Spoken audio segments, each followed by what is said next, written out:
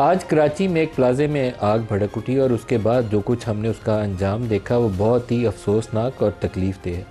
اس واقعے کو دیکھنے کے بعد سب سے پہلے حکومت وقت کو، وہ مرکز میں ہو یا صوبوں کے اندر ہو یا ڈسٹرکٹ گورنمنٹس ہوں، انہیں اپنے آپ سے ایک سوال پوچھنا چاہیے۔ میں اسلام آباد میں ہوں تو میں سی ڈی اے والوں سے یا مرکزی حکومت سے پوچھنا چاہوں گا کہ سینٹورس مال سے لے کر آپ چلنا شروع کریں تو لیفٹ اینڈ رائٹ جتنے ہائی رائز بلڈنگ بن رہے ہیں، اور F10 تک جاتے جائیں جتنے ہائی رائز بلڈنگ وہاں بن چکے ہیں اور جتنے بن رہے ہیں زیر تعمیر ہیں، کیا کسی ایک بلڈنگ میں بھی لوگوں کو خدا نخواستہ ایسی صورتحال ہو تو ہم ریسکیو کرنے کی پوزیشن میں ہیں؟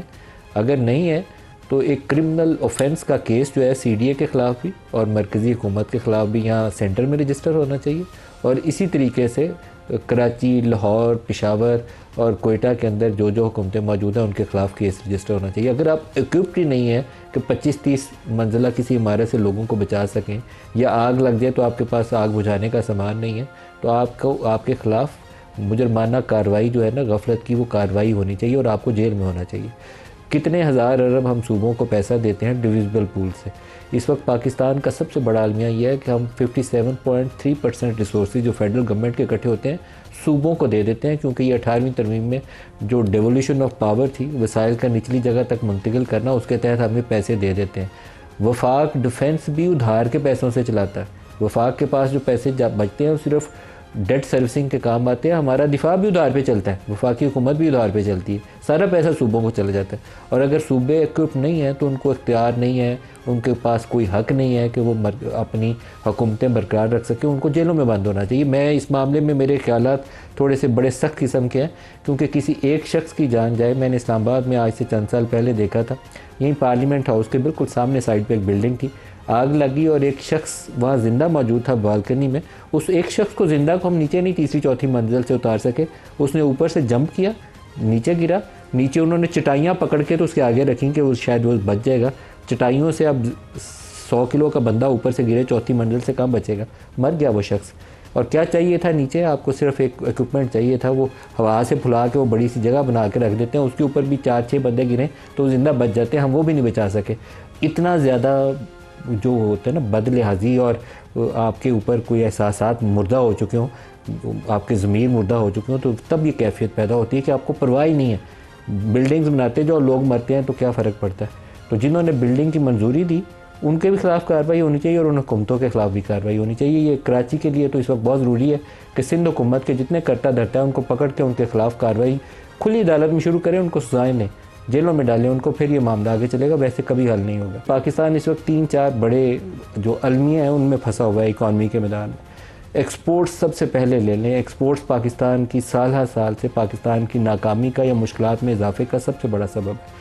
ہم پاکستان سے برآمدات کو نہیں بڑھا پاتے۔ دسمبر کے مہینے میں پچھلے سال دسمبر کے مقابلے میں 20% پاکستانی برآمدات نیچے گر گئیں۔ پاکستان میں سرمایہ کاری بھی نہیں ہو رہی، اور ہم کیسے زندہ ہیں؟ زندہ اس طرح ہیں کہ پاکستان سے باہر جو مقیم پاکستانی ہیں وہ پاکستان میں ریمیٹنسز بڑے پیمانے پر بھیج رہے ہیں، اور کچھ ہم IMF، ورلڈ بینک، دوست ممالک کے آگے ہاتھ جوڑتے ہیں اور ہماری دال روٹی چل رہی ہے۔ یہ ہماری سروائیول کا ذریعہ ہے، اس کو کیسے ٹھیک کرنا ہے؟ اور دوسرا وہ جو وسائل کی تقسیم کا نظام ہے جس میں ہم صوبوں کو پیسے دینے کے بعد کنگال وفاق بیٹھا ہوا ہے، ڈیفنس بھی ادھار کے پیسوں پہ چڑھاتا ہے، اس کو کیسے ٹھیک کرنا ہے؟ پاکستان سے برآمدات میں اضافہ نہ ہونے کی کیا وجوہات ہیں؟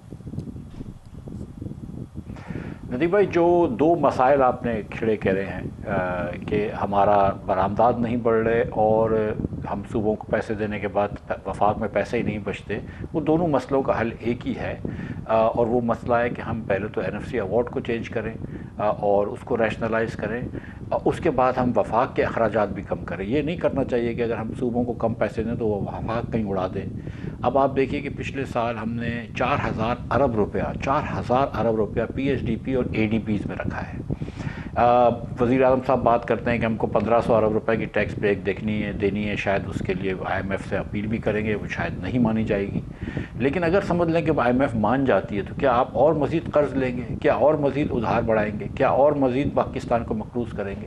ہم یہ کیوں نہیں سوچتے کہ ہم اخراجات کم کریں، ہم یہ کیوں نہیں سوچتے کہ ہم ٹیکس کا بوجھ اتنا نہ لگائیں۔ 60% ٹیکس ہمارا ہے آج، 61% ایکسپورٹرز کے اوپر بھی، 40% تقریباً ٹیکس ہے آپ کا نوکری پیشہ لوگوں کے اوپر۔ یہ ٹیکس دنیا میں ہائیسٹ ٹیکسوں میں سے ہے، اور جیسے گوہر اعجاز صاحب آپ سے بات کریں گے، اور کب سے کرتے آ رہے ہیں، سالوں سے بیچارے کرتے آ رہے ہیں کہ یار آپ اتنی بجلی مہنگی ہو، اتنی گیس مہنگی ہو کہ ہر کمپیٹنگ ملک گیس مہنگی ہو آپ کی، چاہے وہ ویتنام ہو، تھائی لینڈ ہو، ہندوستان، نیپال، سری لنکا وغیرہ ہو، یا افریقہ کے ممالک ہوں، اگر آپ سب سے مہنگی بجلی اور گیس دیں گے تو آپ کیسے دنیا میں کمپیٹ کر سکیں گے؟ تو مسئلہ جو ہے وہ یہ ہے کہ آپ کو یہ والے اخراجات حکومت کے کم کرنے، اے ڈی بی وغیرہ کے، جو آپ نے جو بیسکلی ابھی دیکھیں نا 43 ارب روپیہ آپ نے ایم این ایز کو دیا حکومتی پارٹیوں کے، ہر ایم این اے کو 25 کروڑ روپے آپ نے دے دیا تاکہ وہ اپنے علاقے میں جو بھی کر سکے۔ کیا اس وقت ہمارے پاس یہ پیسے ہیں کہ ہم یہ کر سکیں؟ ابھی بھی آپ نئے موٹر وے اور بنانے کی بات کر رہے ہیں پنجاب میں، کیا آج ہمارے پاس وہ افورڈ کر سکتے ہیں ہم کہ وہ کرنا چاہیے، یا کیا یہ فرسٹ پرائیورٹی ہے؟ سو دا تھنگ از کہ حکومت اپنا تھوڑا سا فٹ پرنٹ کم کرے، اپنا تھوڑا سا چادر میں پیر رہے، تھوڑے سے ٹیکس بریک کم کرے، تھوڑے سے پاور اینڈ گیس کے ریٹس کو ریشنلائز کرے، خود بخود ایکسپورٹس بڑھ جائے گا، آپ کو کچھ کرنے کی ضرورت نہیں ہے۔ لیکن اگر آپ مطلب صرف دیکھیں بیانات سے کچھ نہیں ہوتا، حکومت کو اپنے اخراجات کم کرنے ہوں گے۔ لیکن یہ جو فسکل سائیڈ کے اوپر بھی مسائل ہیں جن کی طرف آپ نے ابھی اشارہ کیا، ان کو کسی کو تو کبھی وہ کہتے ہیں نا بلی کے گلے میں گھنٹی باندھنی تو پڑے گی، کبھی تو وہ باندھنی پڑے گی، اور جتنا ابھی والا سیٹ اپ ہے وہ ہائیبریڈ پلس رجیم، شاید اس سے بہتر ارینجمنٹ کبھی ہو نہیں سکتا کہ صوبوں کو کبھی ایک کو بناؤ کبھی دوسرے کو بناؤ، لیکن ابھی وہ درد سر ہے نہیں ہے کیونکہ اسٹیبلشمنٹ بڑا اسٹرانگلی ان کو مینیج کر سکتی ہے۔ ابھی نہ کیا تو بعد میں کرنا تو اور بھی مشکل ہو جائے گا۔ رضی بھائی دیکھیں، اس وقت دنیا میں تیل جو ہے وہ $60 اور اس سے نیچے ہے، یہ ہسٹورک لاز ہیں، 4 سال میں اس سے سستا تیل نہیں ہوا جو ایندھن وغیرہ کے لیے استعمال ہوتا ہے۔ اس کے بعد جو خام تیل، جو خوردنی تیل ہے وہ بھی سستا ہے، پوری کموڈٹیز کی پرائسز جو ہیں وہ نیچے ہیں، ایل این جی جو ہے وہ سستا ترین 5-6 سالوں میں۔ اب اگر آپ کو یہ سارے سنہری موقع ملے ہیں تو جس کے مطلب آپ کا امپورٹ کا پریشر کم ہو رہا ہے، تو آپ ایکسپورٹ کیوں نہیں بڑھا پا رہے ہیں؟ آپ کو ایسی کیا مسئلہ ہے؟ تو کیا یہ سمجھ میں آتی ہے بات کہ بھائی پاکستان میں بجلی اور گیس بڑی مہنگی ہے، حکومت نے یہ غلطیاں کی ہیں۔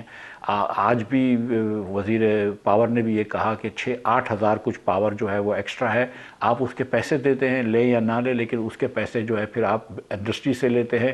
آپ دوسری جو غریب لوگوں کو سبسڈی دیتے ہیں وہ بھی انڈسٹری سے آپ پیسے لیتے ہیں، تو انڈسٹری کی بجلی آپ نے مہنگی رکھی ہے، اس کے گیس مہنگے رکھے ہیں۔ گور صاحب بتائیں گے آپ کو کہ شاید 140 یا 110 ٹیکسٹائل ملیں بند ہو چکی ہیں اکراس پاکستان، تو نوکری اور روزگار کم ہو رہا ہے، آپ کی معیشت بالکل نہیں چل رہی۔ اس حکومت کو یہ سنہری موقع ہے۔ عام پاکستان کی عزت بڑھ گئی ہے جب سے ہم نے جنگ جیتی ہے، ہمارے دروازے دنیا بھر میں کھل گئے، جتنی سپورٹ اسٹیبلشمنٹ کر سکتی ہے حکومت کی ہر چیز پہ وہ کر رہی ہے۔ آپ کو عدالتیں بھی آپ کے اب تو ماتحت ہو چکی ہیں۔ اس کے اندر اگر آپ وقت ضائع کر رہے ہیں، آپ کس کون سی سیاست بچا رہے ہیں؟ سیاست کا تو ہم کو 8 فروری کو پتہ چل گیا تھا۔ اب اگر جو مشکل فیصلے آپ نے نہیں لینے، جو کہ مشکل نہیں ہے ریلی، ایکسیپٹ کے فیکٹ کہ یہ آپ اپنی روزی کٹیں گے۔ دیکھیں مشکل فیصلے وہ نہیں ہوتے کہ آپ لوگوں کی تنخواہوں کے اوپر ٹیکس لگا دیں، کیونکہ ان سے تو فرق نہیں پڑتا، لیکن مشکل فیصلے یہ کہ ایگریکلچر ٹیکس بھی لینا شروع کر دو، کیونکہ آپ کے وہ ایم این ایز حضرات ہوتے ہیں، ایم پی حضرات ہوتے ہیں۔ مشکل فیصلے یہ ہیں کہ آپ جو ہے وہ صوبوں کو کہیں کہ اپنے پراپرٹی ٹیکسز جمع کرو، ہم آپ کو پیسے کاٹ کے دیں گے۔ مشکل فیصلے یہ ہے کہ آپ M N A M P حضرات کو اس وقت پیسے نہ دیں۔ مشکل فیصلے یہ ہے کہ آپ کچھ پی ایچ ڈی پی کی چیزیں روک دیں، کچھ ہائی ویز بنانے روک دیں، کچھ چیزیں روک دیں چاہے، کیونکہ اس وقت پیسے نہیں ہیں۔ اور مشکل فیصلے یہ ہے کہ آپ کچھ لوگوں کو ٹیکس کی مراد دیں۔ آپ کیا دے رہے ہیں سامنے؟ جو آپ نے بات کی کہ اس پاکستان کے اندر بندر روڈ پہ، ایم اے جناح روڈ پہ، مین مارکیٹ کے اندر گل پلازا پہ آگ لگی، 2 گھنٹے تک فائر ٹینڈر نہیں آئی، اور فائر ٹینڈر کو آنے کا مسئلہ یہ تھا کہ بیچ کا روڈ جو ہے وہ 5 سال سے کھدا ہوا ہے گرین لائن کے لیے، تو آپ ان صوبوں کو پیسے دے رہے ہیں، اس کی کیا افادیت ہو رہی ہے؟ ایک اکانومسٹ ہیں سویل حسین صاحب، انہوں نے حساب کیا کہ جتنے بھی آپ نے پیسے دیے نہ اس سے تعلیم بڑھی ہے، نہ اس سے صحت بہتر ہوئی ہے۔ یہ اسٹیٹسٹیکل فنکشنز ہیں، نمبرز ہیں۔ تو جب آپ تعلیم اور صحت نہیں بڑھا سکتے، بیسک ایڈمنسٹریشن نہیں کر سکتے، اور صوبے ہی جو ہیں وہ بیسک ایڈمنسٹریشن کرتے ہیں، وہ لوکل گورنمنٹس کو تو دیتے نہیں ہیں، اجارہ داریاں ان کی ہے، تو نہ آپ کی تعلیم اچھی ہو رہی ہے، نہ صحت اچھی ہو رہی ہے۔ تو بہت سارے ایکسپورٹ انڈسٹریز جو ہوتی ہے، جیسے کہ سیمسنگ نے ویتنام میں ایکسپورٹ کی انڈسٹری لگائی اپنے ٹیلی فونز کی، اور وہاں سے $70 ارب کے فون بیچتی ہے، ہر سال ایکسپورٹ کرتی ہے۔ وہ پاکستان میں نہیں آئے گی کیونکہ یہاں ورک فورس بھی اتنی ٹرینڈ نہیں ہے، ورک فورس بھی اتنی تعلیم یافتہ نہیں ہے۔ تو آپ نے پوری ہولسٹک چیزیں دیکھنی ہے، لیکن جب بجلی اور گیس آپ کی مہنگی ہو، آپ کا اس مہینے دسمبر کے اندر 20% ایکسپورٹ کم تھا، درمیان میں ٹرانسپورٹ کی اسٹرائک ہو گئی، آپ کی نٹ ویئر کی ایکسپورٹ کم ہو گئی، آپ کی ہوم ٹیکسٹائل کی ایکسپورٹ کم ہو گئی، آپ کی ادر مینوفیکچررز کی ایکسپورٹ کم ہو گئی، تو آپ تو ہر جگہ سے پاکستان کو لے آئے۔ پھر اس کے بعد کیونکہ چینی کی ملیں جو ہیں وہ سے اس مالکان مسئلے کی کے ہیں اوپر مار ملک پٹ رہی ہے۔